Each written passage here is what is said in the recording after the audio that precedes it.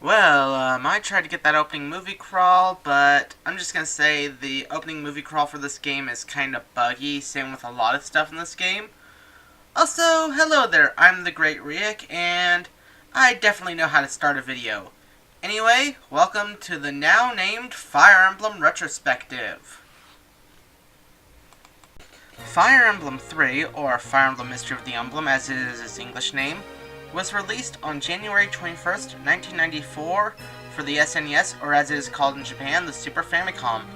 Much like its predecessors, it was released solely in Japan, and with that is the best-selling Japan-only Fire Emblem game at 776,000 copies. Note there I said Japan only and not in general. We have quite a way before we get to the best-selling game, but it also contains two stories, the first being of FE1 and what is called Book 1, then their new story in Book 2.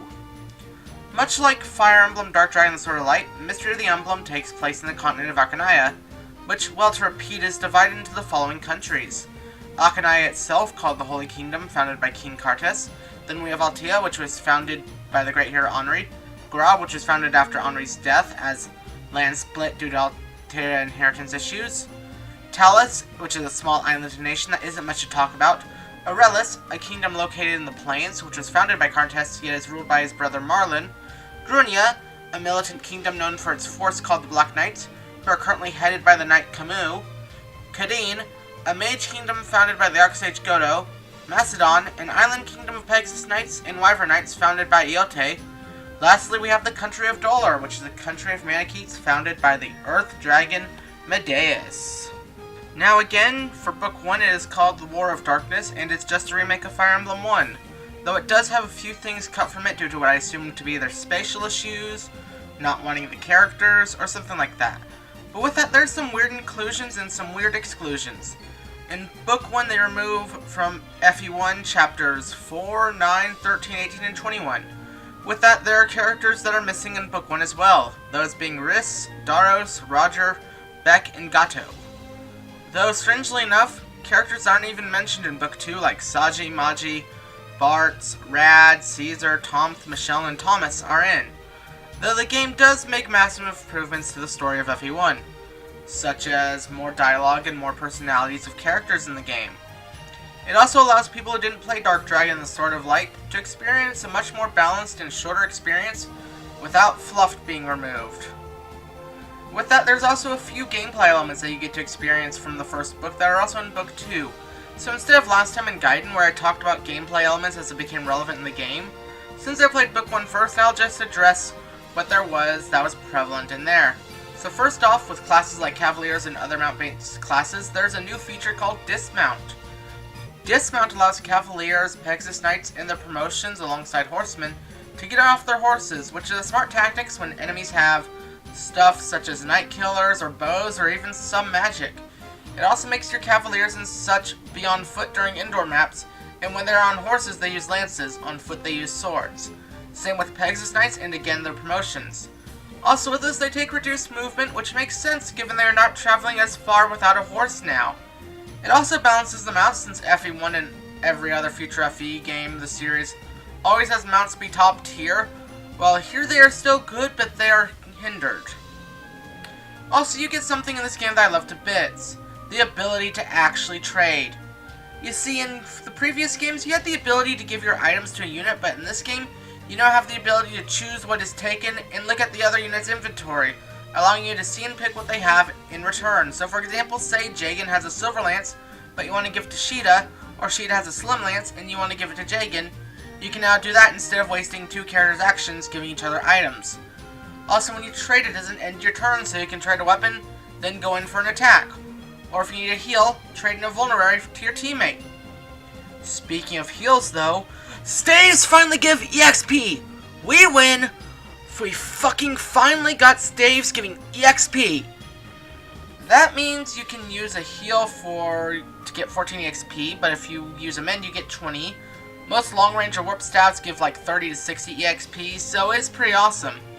Speaking of being awesome though, we have another addition to make magic and staves even better. In this game they finally make it so your attack stat affects how much damage you deal with magic spells and how much you heal in this game with a healing stave. So a heal can heal up to 30 HP, which is pretty much a full heal in this game, with spells such as fire and light can deal even more damage, or less depending on the resistance of the enemy. Oh yeah, how can I forget this next part? We also have a resistance growth, although a rather small one. All units now have a 3% growth in resistance, which messes with me and my personal need for total growth to be divisible by 5. But yeah, with this little improvement, you could very well see yourself gaining a point or two in the future. Now we just have one more thing before I can actually get to the story of Book 2. That being the Dragon Stones and how they work. In FE1, Dragon Stones were unlimited, and with that they gave you stat boosts in battle, which made them pretty much OP. Though that is not really the case here. You see, your Dragon Stones count as an item rather than a weapon, and with that they have the option to transform. Usually with that your HP will double, along with staying in a dragon form with stat boosts, and you'll be able to, in dragon form, stay there for a few turns. With that, dragons are also fucking brutal, since their attacks increase their attack stat, and they also pierce both defense and resistance. That means they can deal brutal damage and fast. Something Tiki's quite good at, especially since it seems like mine with just a 20% crit got a critical attack every hit, which was basically a kill. Yet that's all I want to bring up for now, since I've already gone on about this stuff and haven't even started Book 2 yet. Actually, one more thing I need to address is weapons and their durability. In this game, when a weapon is broken, instead of it just leaving your inventory, they stay as a broken item. This allows you to repair them instead of having them to lose forever. I say it's a good quality of life change, so if you say break the Gradivist, you aren't completely fucked. But I've been going on for a while, so let's get into the main game. After 5 long years, the Great War with the Dura Empire, which caused much suffering and was later called the War of Darkness, ended with the defeat of the Earth Dragon King, Medivh. The warriors who had gathered under the Fire Emblem returned to their homelands, and to restore the lands from devastation, used up much of their strength. Among the countries that once made up the 7 kingdoms of Akanaya, Gra and Grunia were ruined. Erisha, Orleans, Macedonia, and Talus were also deeply scarred. Even the Grand Kingdom of Akanaya was undergoing restoration. Then, at the royal capital of Pales, which was still shaken up by the war, an important event occurred. King Orlan's younger brother, Hardin, married Princess Nina and ascended as the 24th king of Akanaya. After becoming king, Hardin, although seemingly reluctant, instantly restored the country. He gathered many soldiers to create a powerful army. Following that, he declared the restoration of the Holy Empire of Akanaya and declared himself emperor. 1 year after the end of the war with Dura, the world seems to be entering a state of peace. But the wheels of fate appear to have a fault. We immediately see this as the first chapter, Marth and his small forces are called to Grunia, having only just been out of a war for a year and with that finally gotten his kingdom stable. Jagan succeeded the old and ill Miletus and became Marth's tactician. Sheeta came to Erisha and their marriage was announced. Yet on the day of the wedding, Marth gets an Empyrean from Hardin saying that he needs to help quelling a rebellion in Grunia. And since Erisha is currently under Akanaya's jurisdiction, they have no choice but to help. So with that, we arrive with General Lang, the leader of the occupation army. He tells Marth that he's to go and defeat the general of the now mostly subdued rebellion, Lorenz. Wait. Lorenz, as in the same Lorenz who helped us in the previous game? Well, yes, he is indeed the leader of this rebellion, though you can easily see why, as Lorenz is hiding the royal children of Grunia, and Lang says that while Marth is dealing with the current rebel forces, he will go and kill the families of said rebels. Right away, you know the situation is pretty fucked. Though with that, our battle starts and we are introduced to some new members of a few archetypes missing from the last game. The first one is our new Jagan Allen, who was an FE1 in Book 1, the same guy who's part of the Aaron and Samson archetype. Now he's Jagan of this game, and unlike the last game, he is pretty weak. Though next we also have the new members of the Cain and Abel archetype, despite, funny enough, the two in the story already having Cain and Abel. But these are Rhodey and Luke. Funny enough, they're also the only two to subvert the trope of being Christmas calves, having both of them being in green armor. But the reason why they are the Cain and Abel is purely because of stat reasons, not because of the Christmas Cavalier thing. Which a lot of people seem to forget, because every time I bring it up, it's like, no, Cain and Abel are in FE3, so therefore, they are the Cain and Abel of that game, and I'm just like, no. No, they are not. It's Rhodey and Luke. But, yeah, remember how bad the situation just seemed with the opening text? Well, when we visit a nearby village, we meet a grandmother begging us not to take away her granddaughter because of her being a sister, concocting a lie that she is only 10 years old. Again, this is looking to be rather sketchy if you look at it. Though, when you get even closer to the castle, you see the Wrens talking to the children Eubello and Eumia alongside the mercenary Ogma, whom he requests to take them to Macedonia, knowing his days are numbered and Lang will not likely show mercy. You see, Lorenz knows that this battle is finished, and he has unfortunately lost.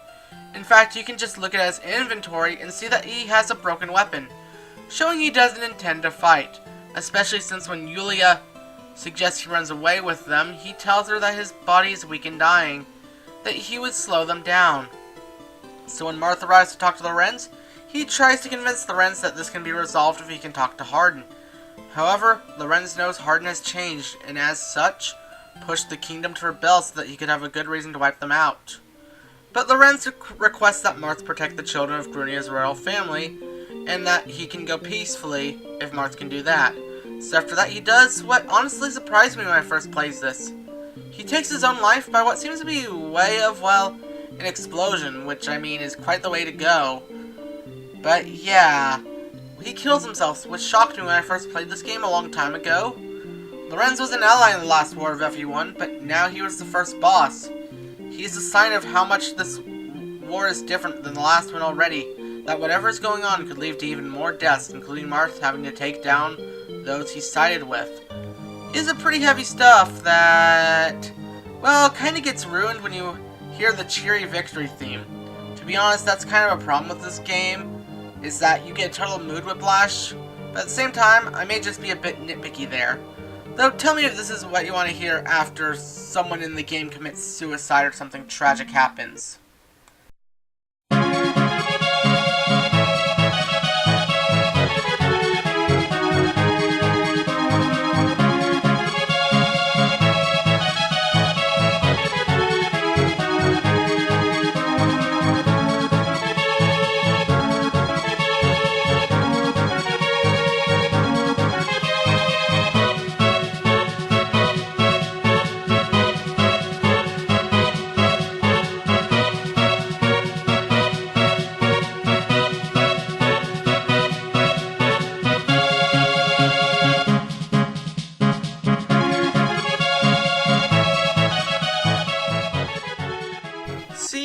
Not something you want playing right after a sad moment in my opinion. But anyway, you take over the fortress, and with that, the twins are obviously afraid of Marth, wanting him to stay back. He himself assures their safety before Lang comes along, taking them and giving Marth orders to go to Macedon, where yet another rebellion has come along and taken Princess Minerva hostage. So with that, we go into Chapter 2.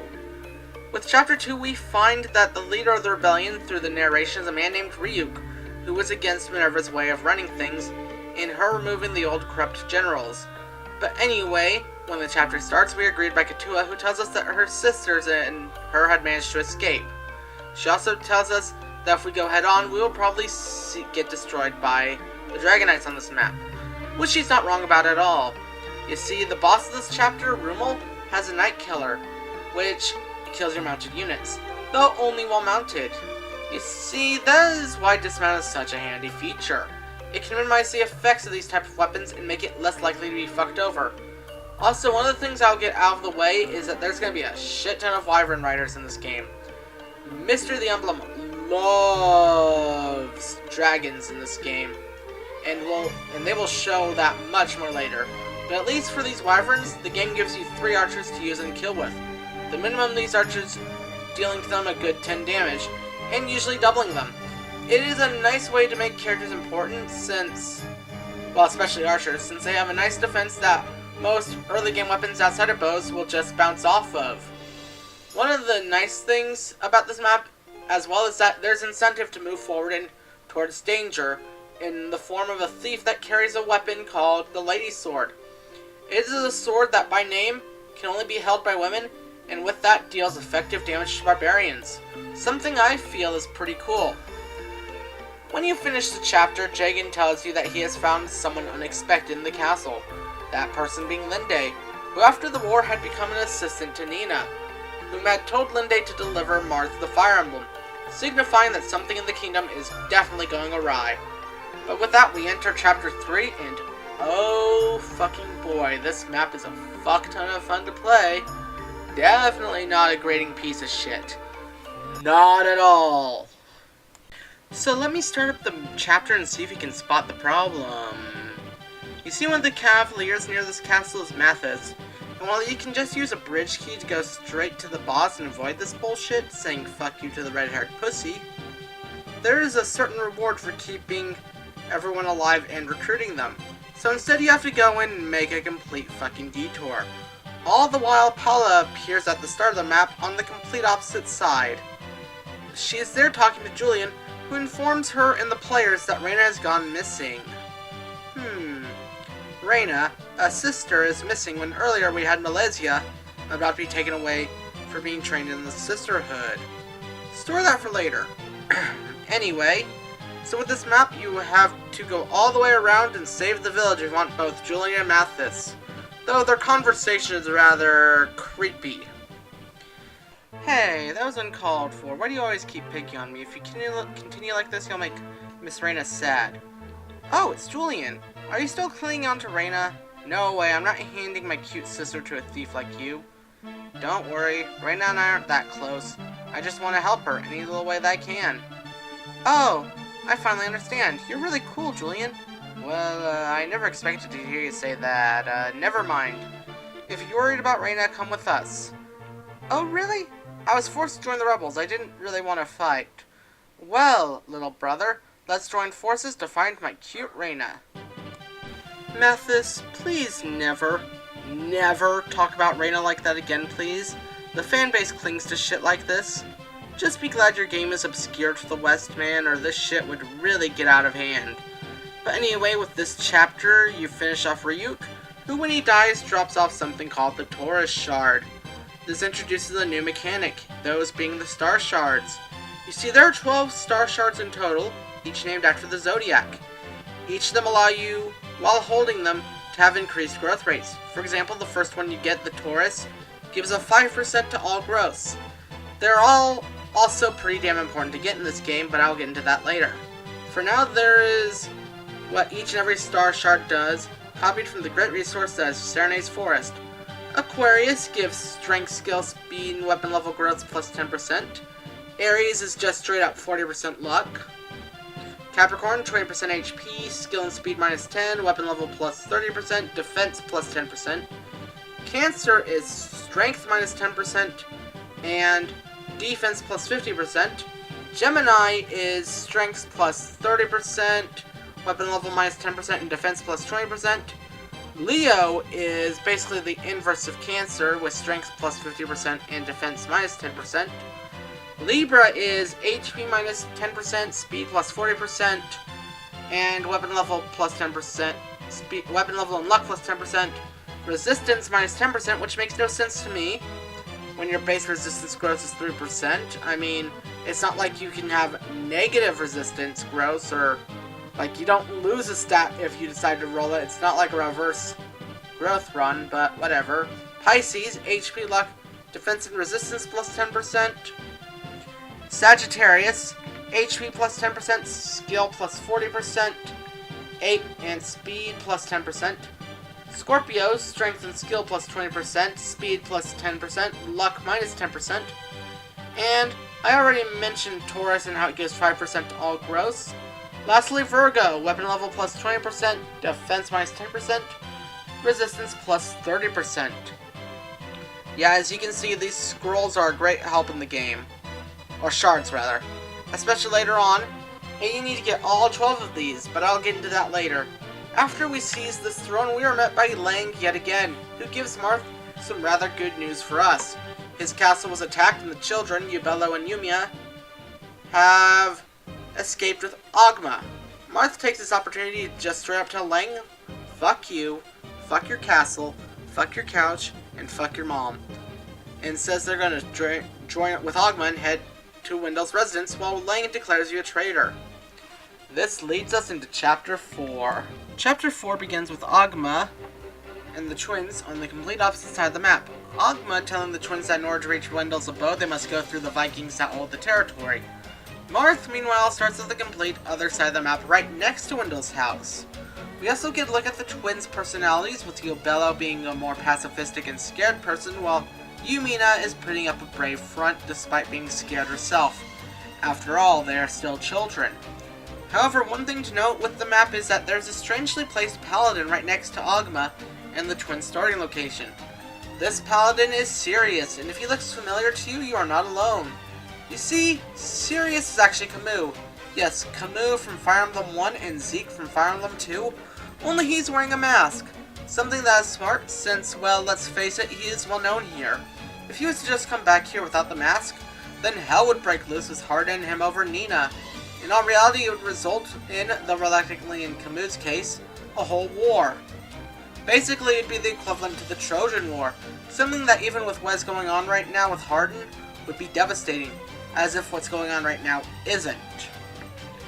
Yet, Ogma asks for his help in protecting the twins, which he agrees to do. Speaking of the twins, surprisingly Yubello isn't a Merrick, but Yumina is considered the Maria of the game. They are also pretty similar, with both of them being young princesses of a captured kingdom and being rather inexperienced. But she also comes with an awesome personal staff, that being the rescue staff, which allows her to take a unit from any range and get them right next to her. You only get one though, so use it sparingly. Down by Marth, however, he arrives at the village Wendell resides in, only to hear he was taken away. Instead, he's left a shaver spell for Marth.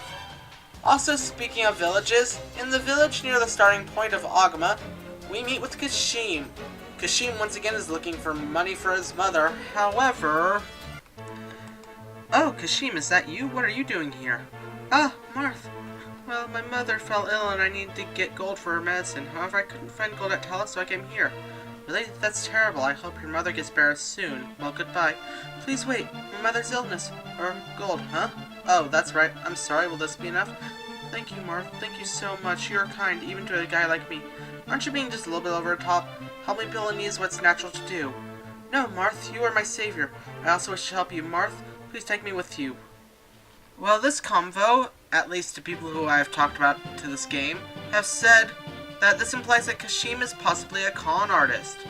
His mother may actually be sick, but at the same time he tries to unsubtly get money out of Marth. But either way, he joins you and comes with a rather interesting weapon. You see, he comes with a killer bow, one of two new variants of killer weapons that are both introduced in this game, the other being the killer lance.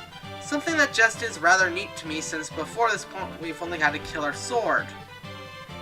Now, we finish the chapter and are met by Sheeta, who informs us Aricia has been invaded and taken over by Akanayan forces, mixed with Orlan's and Gra forces. It seems like Hardin had planned this all from the beginning, and Leng was just a simple excuse. We also learn that Ellis once again agreed to be taken by the enemy forces. Another sister? Well, anyway, with that, Marth declares it best to attack them back, leading us to Chapter 5, where we see George reluctant to fight against us, and our first secret shop with promotion items for sale, and Arena, which I honestly used to promote everyone, since after this point you only get 2 or 3 more unpromoted units. Chapter 6 is where you finally confront Lang, and with that, one of our first indoor maps. You see, as I mentioned before, indoor maps make all cavaliers and flyers forced to be on foot, making them a bit slower and have less move. Also, instead of lances like they are used to, they have swords. But when this map starts, you see Lang talking to Navarre. Well, it looks like Navarre at least, but as Lang is giving him orders, he seems nervous, which is rather unlike Navarre. But that's because, well, truthfully, it isn't. Rather, this guy is named Samto, and he often gets mistaken for Navarre. Yet if you recruit him with Ogma, you learn something interesting about him. You see, Ogma, alongside Samto, were slaves in a gladiator arena in Norda, until Ogma helped them and a few others escape. In turn, Ogma got beaten until Sheeta came in and stopped the slave owner, only to get hit herself. Though with that, the King of Talus ordered his execution, and with that, Ogma, well, you know the full story from there. But with that, you get Samto and another Star Shard, which at this point is along with the one you get from Lang, 5 so far. That when you initiate a fight with Lang, he acts like a sniveling coward and pretends to apologize. But everyone knows it's just an act. After you kill Lang, you find Wendell, who is taken prisoner by Lang. He informs us that the Star Orb, one of the 5 orbs that keeps the world together, is broken into 12 shards. Those shards being the aforementioned Star Shards. Arth agrees to help look for them on the way to Arisia. However, Wendell requests that they please stop at the Ramen Temple in hopes of finding the Star Sphere. Yet in Chapter 7 we meet the real Navarre, who is protecting a woman named Fina, who is rather unique. You see, Fina is a new type of unit called a Dancer, and they are literally top tier in every Fire Emblem game onward. Dancers allow you to let a unit move again, so say Martha is close to a throne but can't exactly get there, use Fina and there you go. Honestly, it's a rather awesome thing.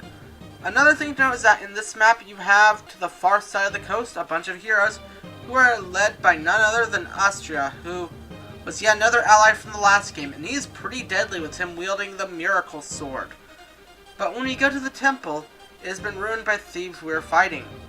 We also learn the story of Narga, who 10,000 years ago saved humankind from destruction by, by Narga, who held a powerful sword in one hand and is shielded with 5 jewels in the other. As you can probably tell, those are the Fire Emblem and the Falchion. Now, you may have realized by now that more than last time I'm talking about a ton of the story and haven't really skipped over more than one chapter. That's because this game has a ton of story, unlike FE1, which had what seemed like filler chapters. That's so much the case, not so much here, as there's been interesting little details in the story all throughout. Stuff that, personally, for me is hard to ignore. I, to be honest, was inspired by Noah Antweiler before he became the fucking nutjob he is now. And that guy looked into every little detail he could because, again, they were important to lore and shit. So while I try not to be a 100% plot summary or talk about every single chapter of this game, even though I can, I'll be talking about a ton of them. But Chapter 8, we end up on the Bridge of Raman, which is pretty much like FE1, only instead of starting at the top, you start on the middle. Though there are 2 threats on both sides. The first is Astria with his crew from last chapter, and the other is Hardin, who is a scary motherfucker. Look at him! 50 HP, close to capping, and 20 in every stat except those that are blank. Oh, and he has the fucking Gradivis giving him 40 attack. You do not want to fuck with him. Though you will have to go in his direction to get to the throne. But one important thing is the village of this chapter where you meet Banutu. He comes to inform you that Cheeky, your cute little mannequin from Book 1, is now at the Ice Dragon's Temple, which is a place that, aside from Henri, no human has ever been there. But Marth infers that it's the land of the gods, as stated in the legend of Henri. But to learn more, he has to ask Goto. One thing I love about this chapter, when you get close enough, on the next enemy phase, Hardin has a nice dialogue with Marth where he demands his men to execute Marth and bring in reinforcements. That means you gotta haul ass. So you then escape to Gadeen where Astria is still chasing you. Damn, this guy doesn't fucking give up, does he? This is 3 chapters in a row where he's chasing your ass. But at least he will stop after this. Anyway, when this chapter begins, we see Michiel delivering Minerva to a nearby village, where he explains that he doesn't plan to come back to Macedonia, but rather he just wants to bring Maria back. Maria, before his death back in Book 1, saved him from death's door, her face covered in tears almost. With that, he decided he needed to repay her kindness and bring her back. Though that's something we can get back to. After our nice little romp through Kadeen and rescuing Merrick and the like, we get a little bit of a talk from Gato, who once again uses his magic mind-talking powers.